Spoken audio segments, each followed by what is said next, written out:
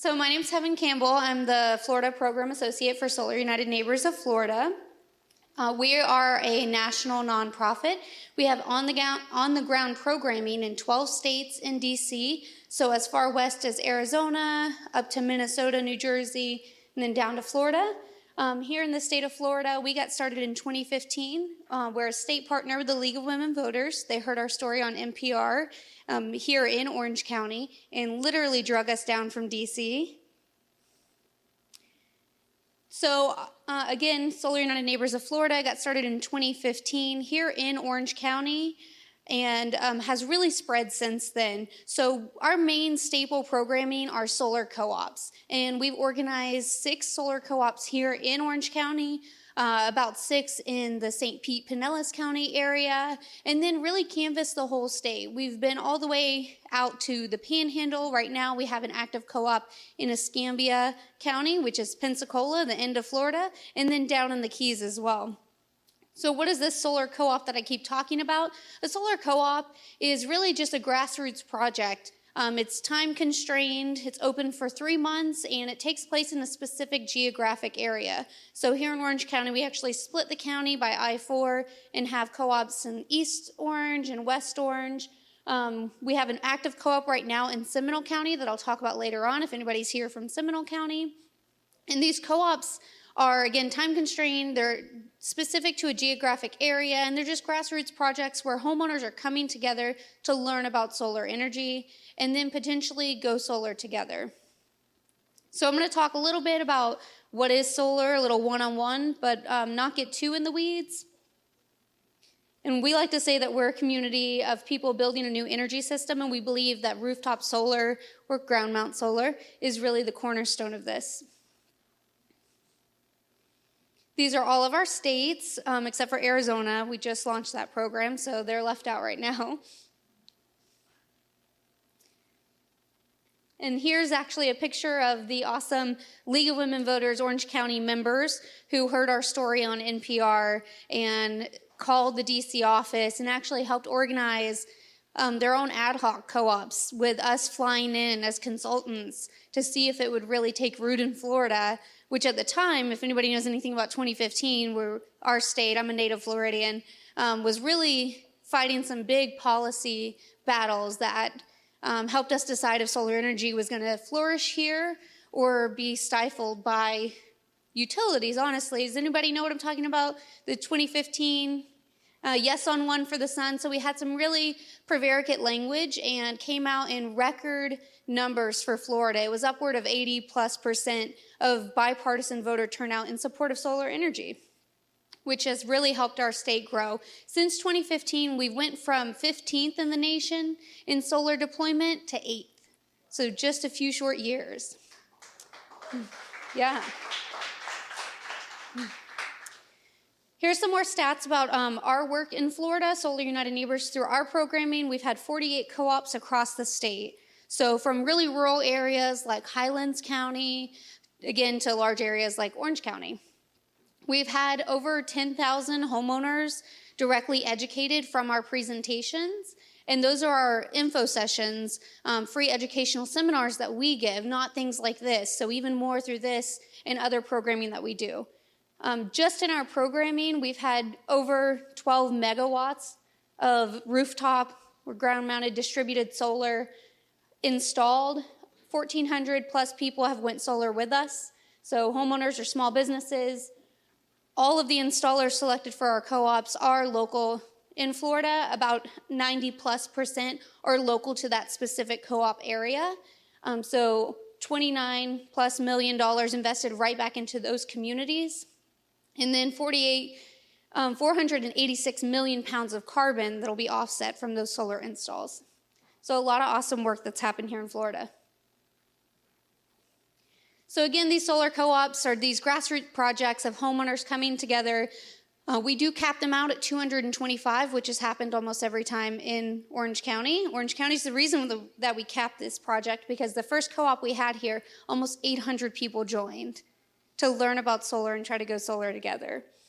So the reason that these co-ops work to help people go solar together is because you're kind of enacting a Costco model. You're leveraging your bulk purchasing power to we issue a request for proposal, so you're getting competitive bids to service your group. So one installer services the whole group. We do a lot of the back end work. We do background checks, et cetera, facilitate the whole process from a legal standpoint and an organizational standpoint. But the homeowners select the co-op to service, or select the installer to service their co-op. And then we provide support throughout the process. If a homeowner in our co-op learns about solar but decides to go with a different installer, we help them through that journey, whatever your solar journey looks like, even if you're just interested in learning more, or a student who wants to volunteer with us. So this is a vision test, but it's actually just an outline of what this project looks like. Our projects are pretty streamlined. So from the point of somebody learning about our projects to installs being complete, it's usually all wrapped up and done within 8 months. So again, right now we have the Seminole County Solar Co-op that's open, and here's the website. If you are in Seminole County or know somebody in Seminole County, you want to learn more about that and what's going on in your community. Then we also have a Space Coast Solar Co-op open. If anyone here is from Brevard County, I recently learned this working in Brevard County. There are a lot of commuters who come between Orange and Brevard County, which is something that I didn't know before, and I'm native to Central Florida. So a little bit about solar and what we're talking about, and generally most people are talking about when they say just layman solar. It's these glassy PV photovoltaic panels. If you see a meshy type panel, that's usually, that's solar thermal. It's a completely different technology, mostly used for heating pools.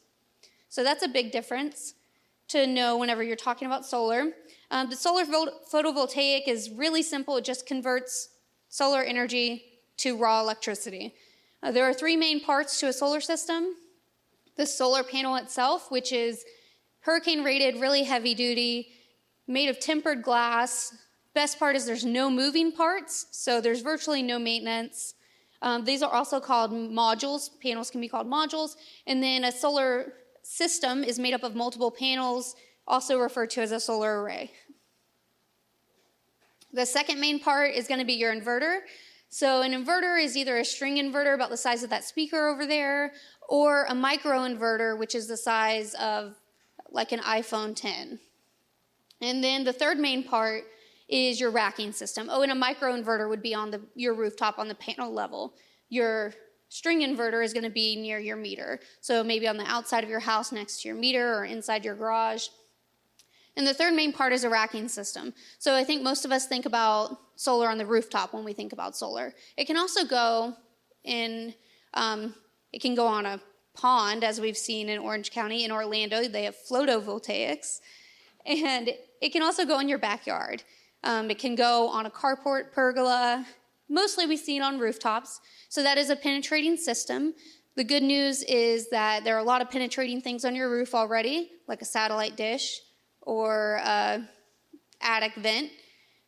And the design is hurricane rated, as well as all the materials used. And if you have a metal roof, then it doesn't have to be penetrating. If you have a shingle roof, it actually extends the lifetime of the shingles that it's covering. I'm going to try not to get too in the weeds. See some people getting glassy-eyed. So this is really the most important slide of my presentation, because what matters the most for you to be an informed consumer, which is really one of our critical mission, is to create informed consumers.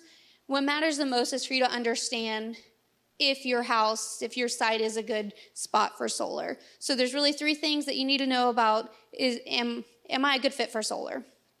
The orientation, the amount of space, and the shading. So you're looking for little to no shading. If you have any shading, maybe just a couple hours in the afternoon, then you want to be thinking about microinverters, because they help mitigate shading, but really little to no shading. And it's never a good idea to take out any healthy trees, because healthy trees provide shade that cools down your home. So little to no shading. You want space, so about 200 square uninterrupted square feet. So no decorative chimneys or solar thermal system or other things going on. And then most important, you need to be thinking about your orientation. So you want to have a south-facing roof plane. Where we're situated in the world, south is the best for us. East and west can also work, but north is a no-go. And this is just a really simple graphic about how solar works. So the sun shines down on your solar panels, and the photons hit the silicon in there, and they get excited and produce electrons. And I know there's some engineers in here judging my simplification. And produce electrons and raw electricity in DC format, direct current, which is the raw format of electricity. That's going to flow right to your inverter, which is what you need to convert it to AC, which is what our homes use, alternating current. I don't know how to explain why there's that difference, but I think Tesla and Edison could probably explain that. And then after that, it's going to flow into your home's main panel as alternating current electricity right here. And then electricity is opportunistic, so it's going to go straight to your home. You're going to use it right then and there. Clean electricity. You're not going to have to worry about brownouts. And any surplus, let's say it's 2 p.m., you're at work, but your panels are busy creating fresh energy, is just going to flow backwards through your meter. And you're going to get a one-to-one credit for that.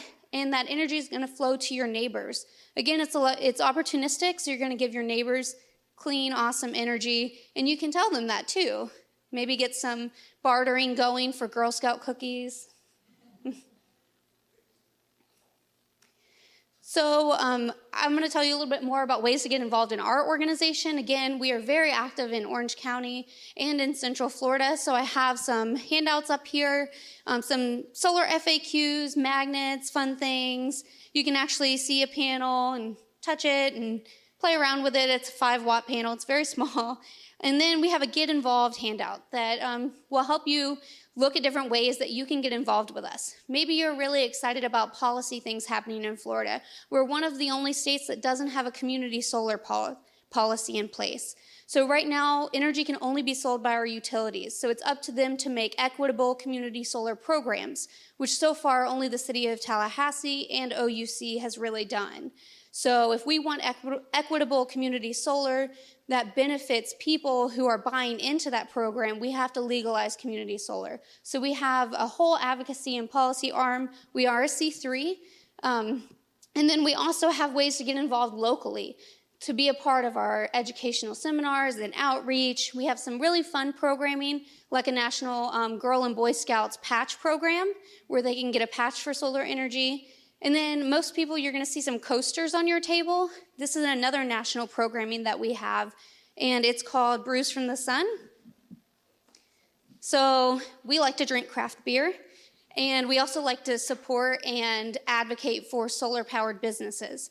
So last year, we were drinking some craft beer at a staff retreat and thought up this awesome competition that was really successful last year, and we're doing it again this year. So all solar-powered breweries across America are able to enter into this competition, and you can vote. So if you look on the back of this, tell you where to go to cast your vote. You can look at all the breweries participating, find the one near you, or maybe just your favorite breweries on there, and vote to support them and crown them America's favorite solar-powered brewery. So we have really big names like Sierra Nevada competing in this, Highlands Brewing Company, Denver Beer Company, and then we actually have 2 in Florida competing. We only have 3 solar-powered breweries in Florida, Florida Keys Brewing Company, Swamphead out of Gainesville. Any Gators in here? Woo woo! And then in Pensacola, Little Madness Brewing Company. So you might want to go vote for Swamphead. So you can go here and find the brewery that you want to vote for and support their mission to become America's favorite solar-powered brewery. Last year, a small one out of Arizona won, Mud Shark. We bought them a full-page ad in the Brewers Association, or Brewers Guild magazine, and we reward them. It's free for them, and it's a great way to support a really heavy energy usage industry. So, and teach people about solar. So take one of those home and go cast your vote. And then you can find other ways to get involved with us up here at this table. If you want to, you can sign this sign-up form. And Mark, I want to hear more about volunteer opportunities, or just sign up for our newsletter. Or if you are in Orange County, we are going to have a co-op here in the fall. So the city of Orlando is sponsoring an Orange County co-op here. I say fall, but it's really late summer.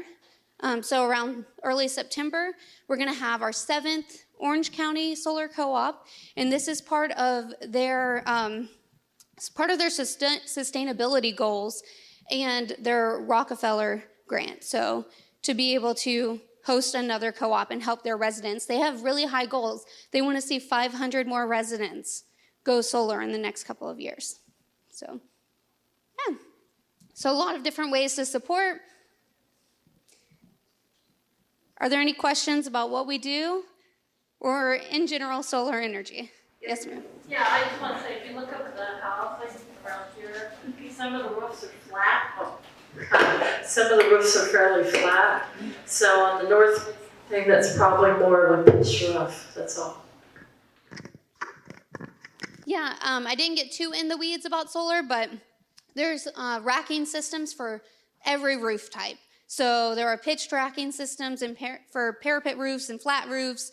So yeah, this definitely is still possible. The north, you said not to the north-facing part of your roof, which wouldn't be true if you've got essentially a fairly flat roof. That's all. Yes, sir. So you mentioned earlier about solar communities. I was just wondering what that looked like, and if is that different than what a solar co-op would be? Solar communities, so like community solar? Yeah, you had mentioned that there was, I think, some legislation coming up in Florida as far as solar communities are concerned. So I just was curious as far as, is that a different thing than solar co-ops? Yeah, completely different. So what I was talking about is there's a lot of policy work to still be done in Florida if anyone's interested in volunteering and advocating for moving solar policy forward in Florida. We're one of the only states that doesn't allow community solar. So it's really awesome. We have a Minnesota state program, which is really the leader in all of the nation in community solar right now. And community solar in its true form, which again, we don't have here in Florida. You may hear that term thrown around a lot, but we just don't have it. If you hear it and it's coming from a utility, that's usually a utility solar subscription program. And again, OUC has a good one, but there are not a lot of great examples of those right now. Community solar truly would be people buying panels or a block of panels that exist in like a community garden somewhere, or like one of our Minnesota community solar gardens is like an old golf course or brownfield or anything like that. And then those people, that block that you've purchased, you would reap whatever benefits, whatever kilowatt hours come off of that. You would get those discounts. So you would get a discount. You would reap rewards every month and not be paying out every month. Does that make sense? Any other questions? Hi. Hi. So I know that there's a lot of challenges for solar in Florida, and I think collectively a lot of us in this room are working on that. I was just curious, when you're looking at community solar and what it is in Florida, can you combine residential and commercial? And I ask because, for instance, here in Audubon Park, right, we're in this commercial building where there's restaurants and things like that, but it's surrounded by homes. And could you come up with a buy-in of solar that combines solar on both the homes and the commercial?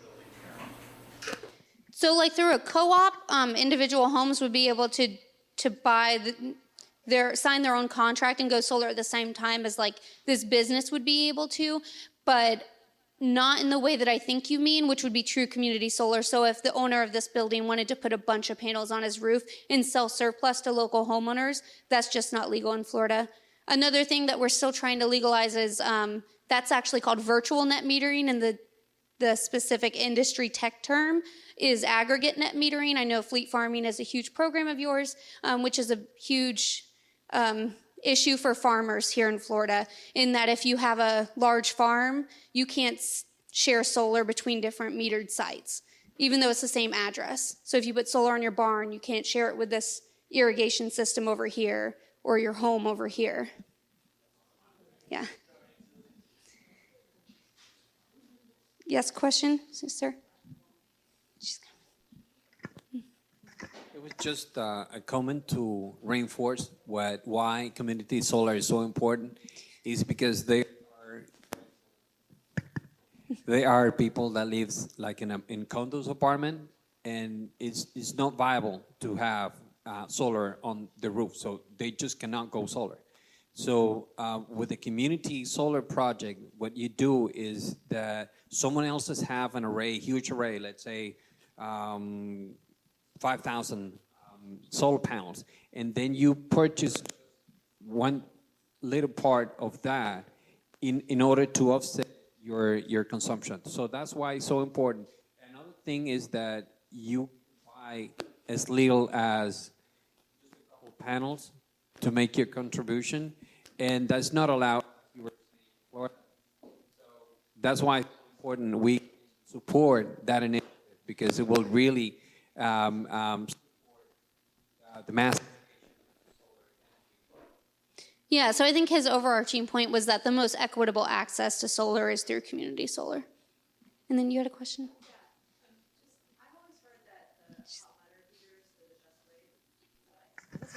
It's a quick question. That hot water heaters are actually the easiest, quickest way to do something solar. Is that what would that be the thermal heater that you're talking about, or is that solar, or what's the situation with the best so way to that's go actually solar? slightly different. So solar hot water heating for your home, it is still a glass panel. It kind of looks like a snail on the inside. You'll see like rings of piping. And you said it's the best way. It is the best return on investment if you have a family of 4 or more, especially if you have like teenagers using a lot of water at all times of the day. I was one of those people growing up, feel bad for my parents. So yeah, having a hybrid water heater or a solar hot water system can be the quickest return on investment if you have a family of 4 or more. It can save you as much as like from $20 to $50 a month after 2 years. You basically can see ROI on that. And again, that's a great point about what's the best investment. Leasing was just legalized in Florida and is now open. And I always have people reaching out to me about Sunrun or other major companies, approaching them, and sometimes they're not even clear that they're considering a leasing option. One of the things, again, that we really focus on is education and consumer protection. So leasing is never really a great option. If you're a homeowner, you want to own your system. You want to own that and be able to reap all of the ROI from that. So if you're a nonprofit or a church who can't realize the tax credit and have, it would be a huge upfront cost for you, then leasing can be a benefit. But generally, if you're just a residential homeowner or a small business, Florida is very commercially solar friendly, then you want to be purchasing outright.